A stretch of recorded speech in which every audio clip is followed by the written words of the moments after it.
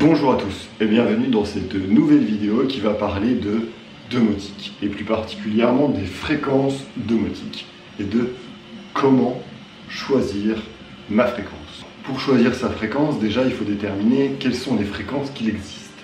Alors il en existe 5 grandes, le 433 MHz, le 868 MHz, le 2,4 et le 5 GHz qui sont des fréquences du Wi-Fi et le Bluetooth. Alors dans cette vidéo, on va principalement parler du 433 et du 868 puisque le Wi-Fi et le Bluetooth sont utilisés pour des matériels solitaires qui vont être en fait des éléments que l'on va contrôler via souvent son portable ou sa tablette, mais qui seront indépendants et qui fonctionneront avec une application spécifique. Alors, on va faire un petit peu le tour cette fois-ci du 433 MHz, de ses avantages ainsi que de ses inconvénients. L'un des principaux avantages du 433 MHz, c'est que c'est un protocole, enfin une fréquence tout du moins, qui contient d'innombrables protocoles qui sont un petit peu normalisés et qui peuvent fonctionner entre eux grâce à une box. Alors, malgré cette diversité-là, la fréquence ne coûte pas très cher, ce qui la rend très accessible.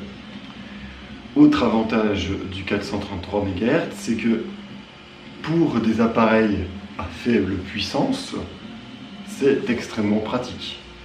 Par exemple, un talkie-walkie utilise du 433 MHz. Des jouets pour enfants utilisent la plupart du temps du 433 MHz. Puisque ça a pour avantage d'être quelque chose qui ne consomme pas beaucoup.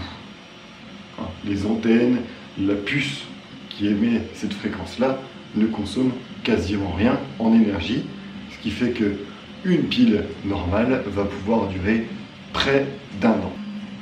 Alors, les inconvénients du 433 MHz. Alors, comme inconvénient majeur, c'est sa portée. Alors, sa portée, pourquoi sa portée? Puisque c'est un signal qui peut être facilement arrêté par certains murs, certains obstacles, mais aussi qui doit fonctionner en direct, puisque chaque répéteur que l'on va installer va provoquer une perte de qualité du signal, ce qui va pouvoir conduire à, dans certains cas, une non-activité de l'élément que l'on veut contrôler. On va passer maintenant au 868 MHz. Alors le 868 MHz, c'est une fréquence un petit peu plus particulière de la domotique. Ses applications sont beaucoup moins courantes que celui du 433. Comme avantage, elle a quoi cette fréquence? Elle a principalement sa portée, puisqu'elle permet de pouvoir constituer un réseau maillé, c'est-à-dire que chaque émetteur et chaque récepteur sont à la fois émetteurs et récepteurs et donc peuvent diffuser le signal avec un minimum de pertes sur un réseau défini. Ensuite, autre avantage du 868 MHz, c'est qu'il permet notamment d'échanger avec les émetteurs et d'échanger avec les récepteurs diverses informations. Par exemple, concernant un récepteur, on va vouloir récupérer le retour de son état, donc s'il s'est bien allumé, s'il a une valeur de variation de lumière, par exemple, un pourcentage de variation, je suis allumé à 50%, à 30%, à 40%, etc., etc. Il va permettre aussi la transmission pour les émetteurs d'informations plutôt complexes, donc, par exemple le pourcentage de sa batterie, en même temps que la consommation d'énergie, en même temps que la consommation d'intensité, en même temps que la puissance consommée.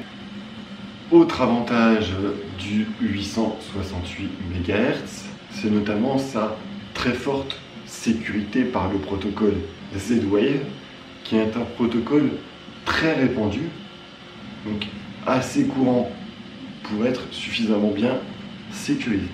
Ensuite, les inconvénients du Z-Wave. Dans les inconvénients, sans surprise, on va retrouver majoritairement son coût. C'est l'un des gros inconvénients de cet élément-là, puisque en général, pour une même tâche, par exemple un module on-off pour allumer une lumière, en Z-Wave, il va coûter 20 €, en DIO, il va coûter 10 €. Donc en général, on est sur du 2 fois moins cher. Alors ensuite, on va parler un petit peu des box domotiques, puisque chacune de ces fréquences-là peut être contrôlée via une box. Alors les principales box, tout du moins dans le 433 MHz, sont la Home Box de DIO, la JDOM, la Zipabox. C'est les 3 principaux qu'on peut retrouver très facilement.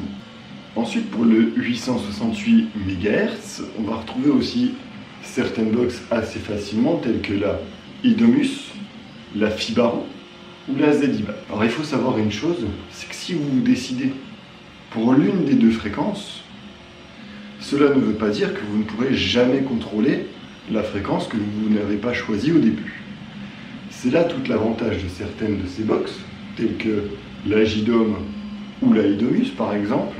Elles vont vous permettre d'adapter l'autre fréquence à son fonctionnement. Pour la JDOM, vous pouvez prendre un dongle USB, donc c'est une petite clé USB, qui va vous permettre de commander le Z-Wave. Pour la Idomus qui commande déjà le Z-Wave en natif, on va pouvoir y ajouter un RFX-Cop par exemple, qui va pouvoir lui contrôler tout ce qui est 433 MHz. Alors là, je vous ai parlé un petit peu de ces box-là qui sont déjà disponibles sur le marché. Il faut savoir que nous, on va bientôt commercialiser notre propre box qui sera la Edibox, donc qui sera sûrement disponible d'ici 1 ou 2 mois sur notre boutique en ligne. Donc cette box-là va permettre nativement de contrôler le Z-Wave ainsi que le 433 MHz dans sa globalité.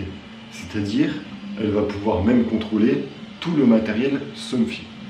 En plus de cela, elle va pouvoir gérer vos caméras de vidéosurveillance et aussi certains de vos modules Wi-Fi.